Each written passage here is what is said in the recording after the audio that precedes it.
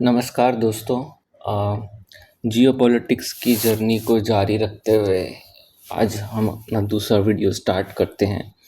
पिछले वीडियो में हमने देखा था कि मेन कंसेप्ट जिससे हमने स्टार्ट किया था वो था कि स्टेट इज़ एन ऑर्गेनिज्म, मतलब स्टेट कंट्री एक जीवित जीव की तरह उसको आप कंसिडर कर सकते हैं, जिसका उद्देश्य है अपना दायरा बढ़ाना।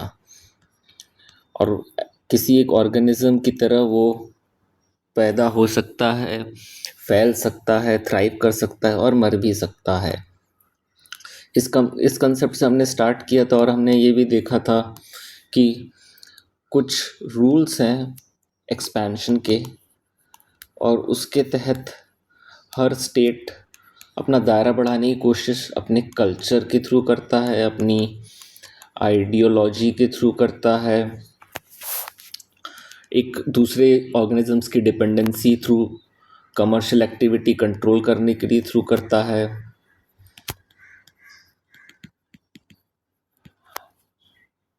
और वो दूसरे ऑर्गेनिजम्स के एक्शन पे अपने एक्शन को लेता है। तो एक तरह का गेम थ्योरी कंसिडर कर सकते हैं कि जहाँ पे दो ऑर्गेनिजम्स हैं और एक सोच रहा है कि क्या मुझे अपना दायरा बढ़ाना चाहिए, वेराज दूसरा भी यही सोच रहा होगा, और क्योंकि उसे लगता है कि सामने वाला भी यही एक्शन लेगा, इसलिए वो प्रीएम्प्टिवली खुद का दायरा बढ़ाने की कोशिश करता है। तो इस तरह के इसी इसी कॉन्फ्लिक्ट, इसी टकराव के कारण ही वॉर होते हैं। यही रीज़न था कोल्ड वॉर के पीछे, जो हमने देखा यूएस और सोवियत यूनियन के बीच में हुआ था। अभी ट्रेड वॉर चल रहा है काफ़ी टाइम से, जो यूएस और चाइना के बीच में है, क्योंकि वो अपना इकोनॉमिक दायरा को बढ़ाने की कोशिश कर रहे हैं और एक दूसरे को एक खतरे की तरह परसीव करते हैं।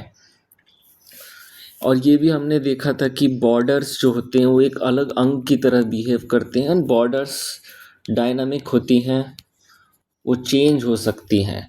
क्योंकि ये बॉर्डर्स डायनामिक नेचर में हैं, इसका मतलब बॉर्डर्स आज है, कल कोई और बॉर्डर हो सकती है उस स्टेट की, एंड वो बॉर्डर चेंज होती ही है एक वॉर के थ्रू, एक युद्ध के थ्रू।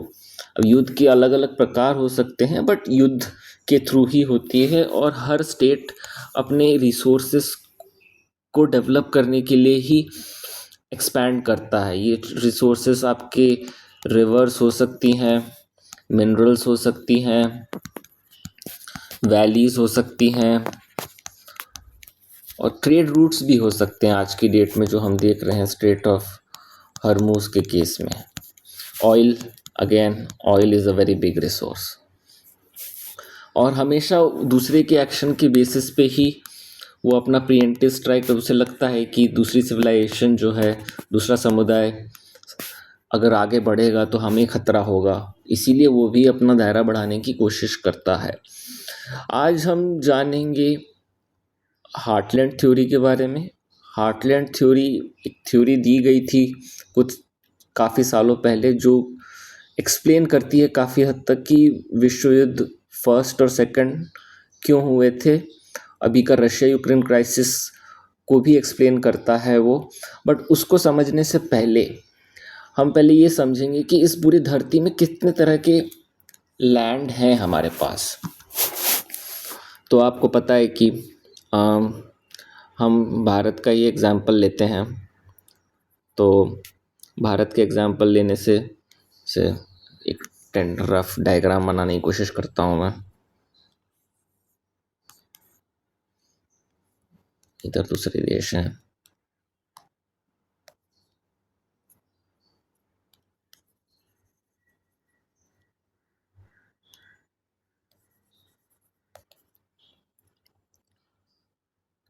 यहाँ पे जम्मू, हिमाचल, नॉर्थ ईस्ट में है हमारे हिमालय। बड़े पर्वत हैं जहाँ पे रहना बड़ा ही कठिन होता है। हमारे एरिया में आता है एक मिनट, ये तो गलत हो गया। हाँ, राजस्थान की तरफ हमें थार डेजर्ट है, इस साइड में प्लेन्स हैं, गंगा नदी बहती है यहाँ से, और नीचे की तरफ डेक्कन प्लेटो जो है वो यहाँ है, थोड़ी ऊंचाई पे रहता है। तो हम इसमें सबसे पहले फोकस करेंगे कि कितने तरह के लैंड हमें दिखे। सो पहला तो हमें है फ्लैटलैंड्स बोलते हैं जिन्हें। फ्लैटलैंड्स हो गए हमारे प्लेन रीजन्स। प्लेन मतलब टोपोग्राफिकली काफ़ी सपाट होते हैं ये, यहाँ पे मूव करना आसान होता है। जैसे हमारे पंजाब से लेकर यूपी बिहार का जो रीजन हुआ, जहाँ पे काफ़ी बड़ा पॉपुलेशन रहता है, ये एक फ्लैट लैंड है। यहाँ पे आपको बहुत सारे पहाड़ नहीं मिलेंगे, रिलेटिवली मूव करना आसान है यहाँ पे। दूसरी तरह की लैंड जो होती है वो है डेजर्ट, रेगिस्तान। इस ये भी फ्लैट है, बट यहाँ पे वाटर की कमी है। तीसरा जो मेन लैंड है वो होता है माउंटेन्स। ना माउंटेन्स की हाइट पे डिपेंड करता है कि वो कितना डिफ़िकल्ट है वहाँ पे लोगों का रहना। जैसे अगर आप हिमालय में जाएंगे तो वहाँ पे पॉपुलेशन आपको बहुत कम दिखेगी, बिकॉज वहाँ पे लाइफ बहुत डिफ़िकल्ट है, बिकॉज इट्स वेरी कोल्ड, बहुत ज़्यादा कोल्ड है। टॉप लेवल पे ऑक्सीजन की कमी भी हो सकती है। ठंडी चीज़ों में movement is very much restricted, आप वहाँ इजीली मूव नहीं कर सकते, पत्थर को काट के रोड बनाए जाते हैं। वेरस फ्लैट लैंड में ये चीज़ आपको देखने को नहीं मिलेगी। फ्लैट लैंड में मूवमेंट की अगर हम बात करें, मूवमेंट, तो आप कह सकते हैं यहाँ पे इट्स रिलेटिवली ईजी, मीडियम कह सकते हैं। यहाँ पे डेजर्ट्स की अगर हम बात करें, माउंटेन्स में it would be very difficult, and the difficulty जो है वो बढ़ती जाएगी जिस तरह से अगर ऊंचाई पर्वत की अगर उस रेंज की बहुत ज़्यादा है। जैसे हिमालय, सारे पर्वत एक समान नहीं होते। जैसे कि हम आगे देखेंगे कि पूरी धरती में बहुत अलग अलग रीजन्स है जहाँ पे मूवमेंट कुछ जगह ईजी है, कुछ जगह उतनी डिफ़िकल्ट तो नहीं है, कुछ जगह काफ़ी डिफ़िकल्ट है। तो जहाँ मूवमेंट ईजी आप वहाँ देखेंगे वहाँ पे आपको पॉपुलेशन भी काफ़ी ज़्यादा मिलेगी। यहाँ पे आपको हाई पॉपुलेशन मिलती है, यहाँ पे लो पॉपुलेशन मिलेगी, और यहाँ पे इट्स लाइक एवरेज कह सकते हैं आप, depending on the water availability और बाकी डेवलपमेंट के कारण आप यहाँ ये कह सकते हैं। तो हमारे पास ये इन्फॉर्मेशन है कि ज़मीन का काफ़ी इम्पोर्टेंट रोल होता है, कितने लोग वहाँ रह रहे हैं और किस तरह से आप मूव कर सकते हो। ये चीज़ें इम्पोर्टेंट अभी इसलिए होगी क्योंकि जब कोई युद्ध होता है तो उसमें सेना को मूव करना होता है। मूव करने की डिफ़िकल्टी डिसाइड करती है कि वहाँ कॉन्फ्लिक्ट किस लेवल तक जाएगा।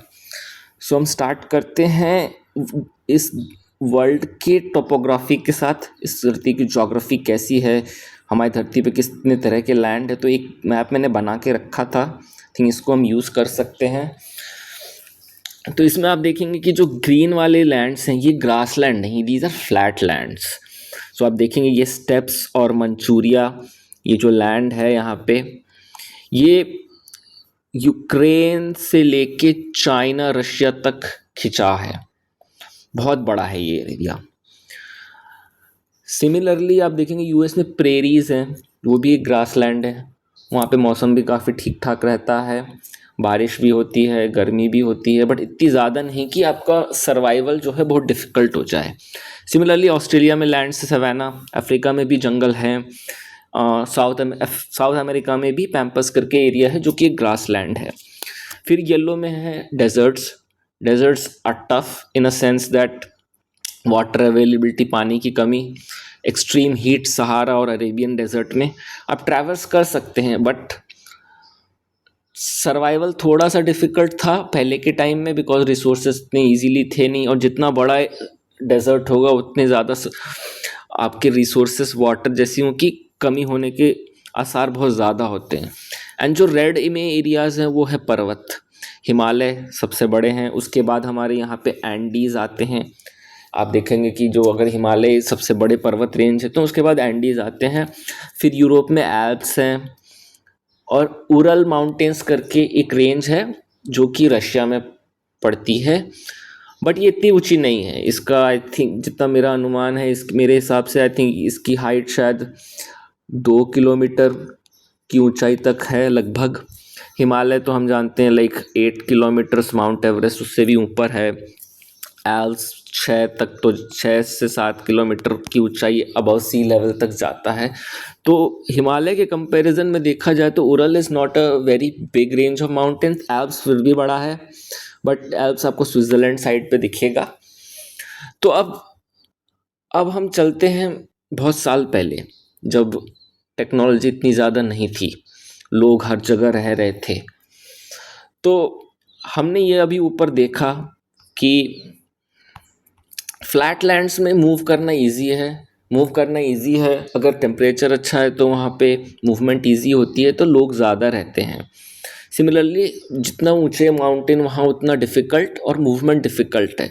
तो अगर हम ये लॉजिक लगाएं और हम ये देखें, तो अब चलते हैं इस वाले रीजन में, मंगोल, यहाँ पे कुछ लोग रहते थे, मंगोल्स। जो लोग यहाँ रहते थे उन्होंने ये रियलाइज़ करा था कि मूव करना यहाँ आसान है। तो अगर आप मंगोलिया वाले रीजन में हैं, वहाँ भी ठंड पड़ती है, बट वो रिलेटिवली फ्लैट लैंड्स। तो मंगोल्स जो आए थे उन्होंने यहाँ से लेकर यूक्रेन, रोमेनिया, हंगरी तक पहुँचे थे, और यहाँ मंचूरिया करके रीजन है, यहाँ तक इनका था। ये लोग यहाँ तक इनका साम्राज्य फैला था। इसका मेन कारण ही ये था कि यहाँ मूव करना आसान था। उरल माउंटेन्स को पार करना इतना डिफ़िकल्ट नहीं था उनके लिए, क्योंकि रिलेटिवली आप देखेंगे हिमालय कंपैरिजन में ये उतने बड़े माउंटेन है नहीं, और पासेस के थ्रू आप इजीली नेविगेट कर सकते हो। तो यहाँ मूव करना इज़ वेरी ईजियर। यहाँ थोड़ा सहारा में डिफ़िकल्ट होगा। हिमालय एक नेचुरल बाउंड्री होती है, हिमालय और हिंदू कुश, जो कि हमारा इंडो पाकिस्तान अफ़गानिस्तान वाला रीजन है। यहाँ पे एक तरह से नेचुरल बाउंड्री है, कोई भी बाहर की ताकत यहाँ इसको क्रॉस करने की कोशिश इजीली नहीं कर पाए, एटलीस्ट ऊपर की तरफ से तो नहीं कर पाए थे। एक आपको नीचे से आने का एक्सेस मिल जाता है, जो कि सी और कोस्टल रीजन के थ्रू होता है।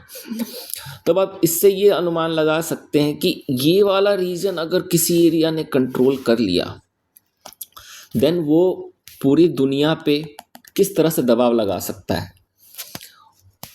वो यूरोप को कॉन्कर करने की शक्ति रखता है, वो मिडिल ईस्ट पे अटैक करने की भी शक्ति रखता है।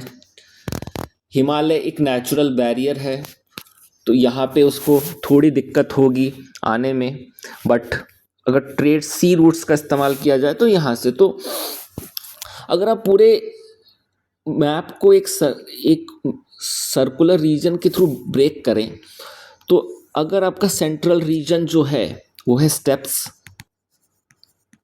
ग्रासलैंड, इसके बाहर का रीजन हो जाएगा आपका इंडिया, यूरोप, और इसके भी बाहर का रीजन हो जाएगा आपका अफ्रीका, ऑस्ट्रेलिया और यूएस। जिसका कब्जा स्टेप्स पे है वो यूरोप पे दबाव डाल सकता है, वो इंडिया पे दबाव डाल सकता है, और यूरोप एक ऐसा रीजन है जिस पे यूएस भी डाल सकता है दबाव सी के थ्रू, पर स्टेप्स वाले भी डाल सकते हैं।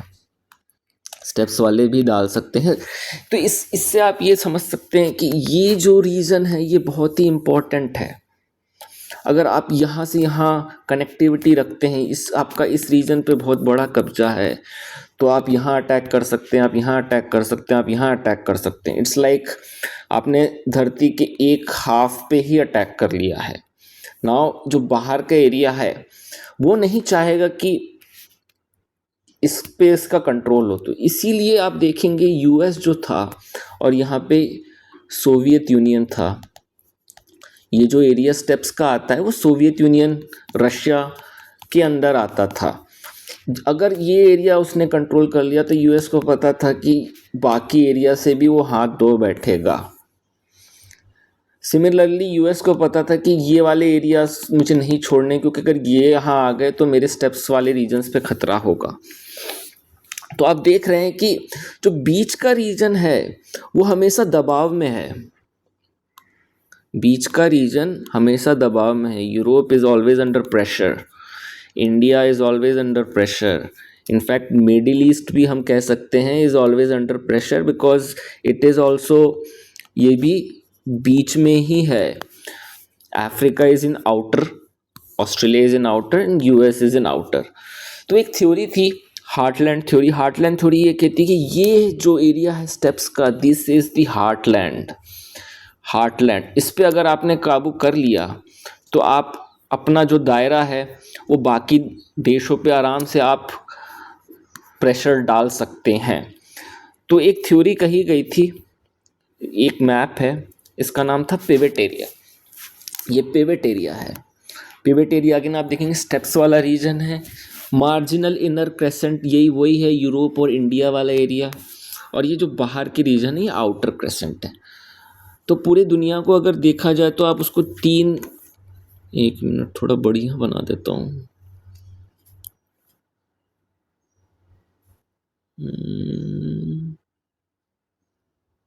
हाँ चलो, एक सर्कल, दो सर्कल और तीन सर्कल।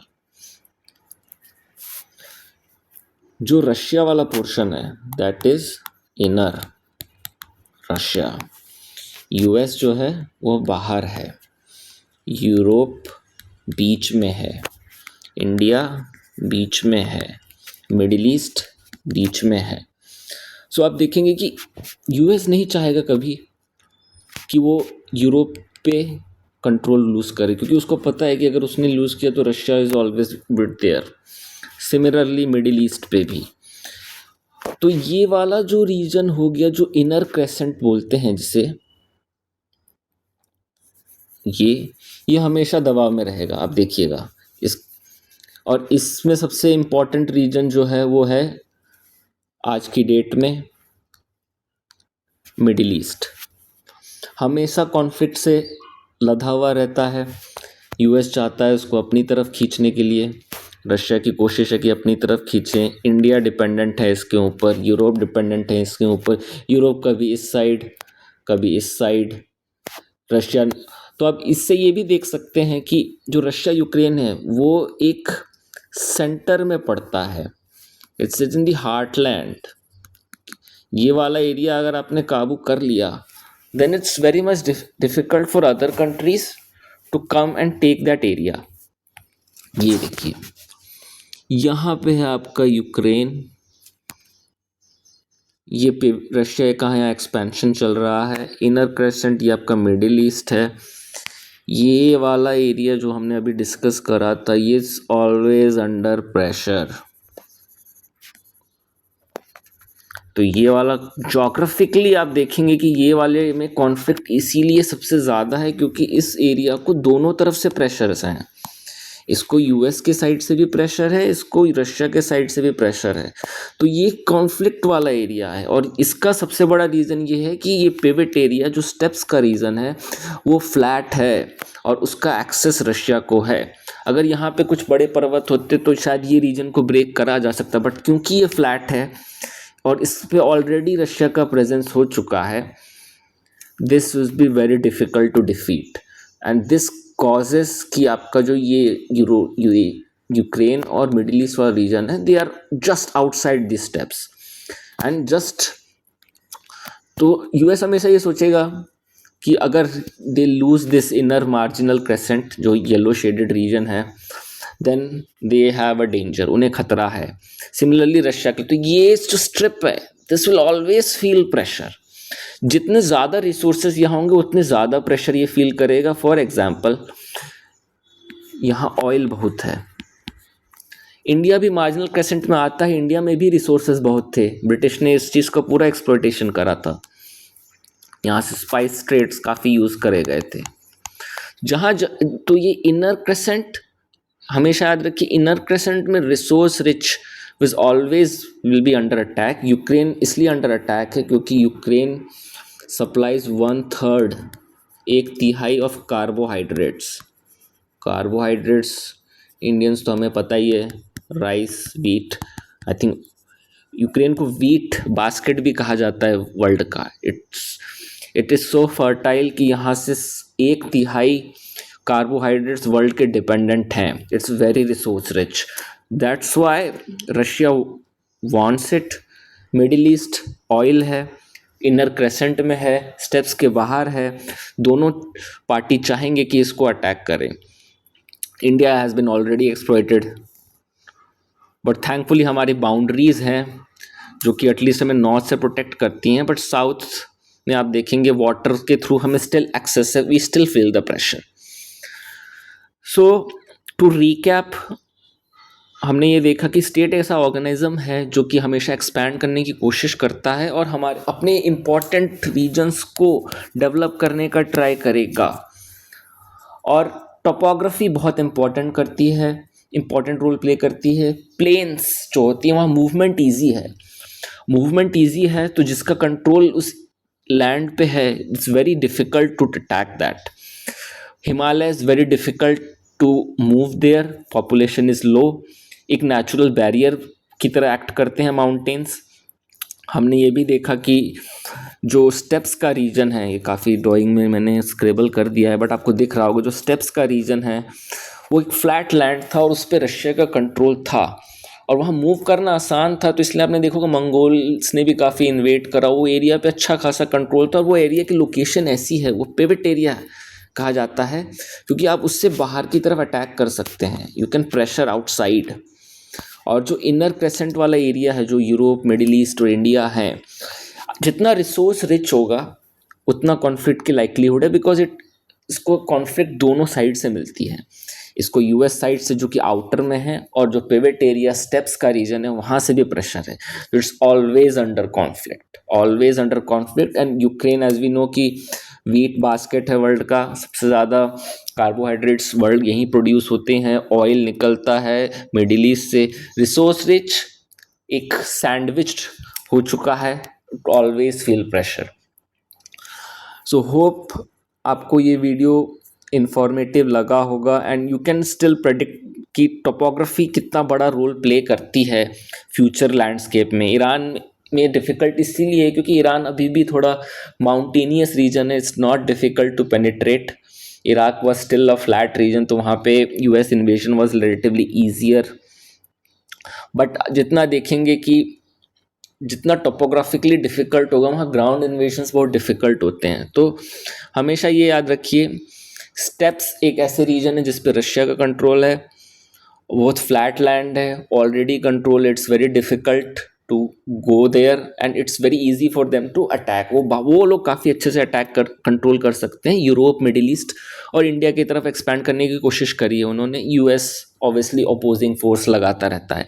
जितना रिसोर्स रिच इनर क्रेसेंट है उतना कॉन्फ्लिक्ट की ज़्यादा है। यूक्रेन का एग्जांपल हमने देखा, यूक्रेन में कार्बोहाइड्रेट्स बहुत ज़्यादा मिलते हैं, बहुत अच्छा लैंड है, और ऑयल मिडिल ईस्ट में है। तो प्रेशर फ्रॉम बोथ साइड्स, दोनों तरफ से pressure, resource rich, most likely to be under conflict. So I hope you like this video. आपको ये वीडियो पसंद आया हो। आगे हम चर्चा करेंगे कि और क्या फैक्टर्स हो सकती हैं एक देश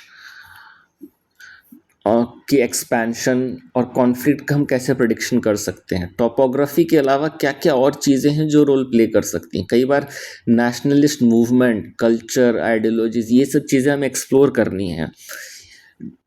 जियोपॉलिटिक्स में बेसिक इज़ लैंड। अगर आप लैंड समझ गए तो आई थिंक इट्स वेरी, आप कॉमन सेंस के थ्रू भी काफ़ी चीज़ें डिराइव कर सकते हैं कि कहाँ कहाँ पे डिफ़िकल्टी होगी। हम आगे चल के देखेंगे कि कुछ ऐसे चोक पॉइंट्स होती हैं जो कि ट्रेड्स को कंट्रोल करती हैं। जैसे आई थिंक आपने न्यूज़ अगर फॉलो की होगी तो स्ट्रेट ऑफ हॉर्मूज हो गया, Panama canal, Suez canal, historically they are very important, क्योंकि जहाँ पैसा इन्वॉल्व है वहाँ पे everybody is after those resources, सबको वह चाहिए। इसीलिए इनर क्रेसेंट, ऑयल, यूक्रेन, ये सब regions are very important for those powers because they support human civilizations needs. इनका कोलैप्स होना, भुखमरी और इलेक्ट्रिसिटी का जाना could create so much chaos. तो ये थी हार्टलैंड थ्योरी। उम्मीद है आपको वीडियो पसंद आएगा। Thank you very much. Bye.